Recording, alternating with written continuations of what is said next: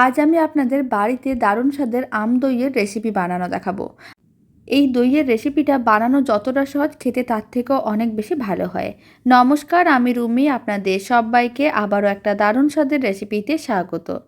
প্রথমে 1.5 কাপ জল নিয়ে নিলাম। এবার আমি দিয়ে দিচ্ছি 1 কাপ গুঁড়ো দুধ। লো ফ্লেমে খুব ভালো করে গুঁড়ো দুধটা মিশিয়ে নিতে হবে। এবার আমি দিয়ে দিলাম 100 গ্রাম চিনি। চিনিটাও খুব ভালো করে মিশিয়ে নিয়েছি। এবার দুধটাকে ওইদিকে ঘন করতে রেখে দিয়ে এলাম। আর এদিকে মিক্সির জারের মধ্যে নিয়ে নিলাম আম ও টক দই। খুব ভালো করে পেস্ট করে নিতে হবে। মিশ্রণটা একেবারেই রেডি হয়ে গেছে। আর দুধটা যে ঘন করে নিয়েছিলাম তার মধ্যে মিশ্রণটা দিয়ে দিলাম। আর ফ্লেমটা এই সময় অফ করে দিয়েছিলাম। তারপরে মিশ্রণটাকে একটা যে কোনো পাত্রের মধ্যে নিয়ে নিতে হবে।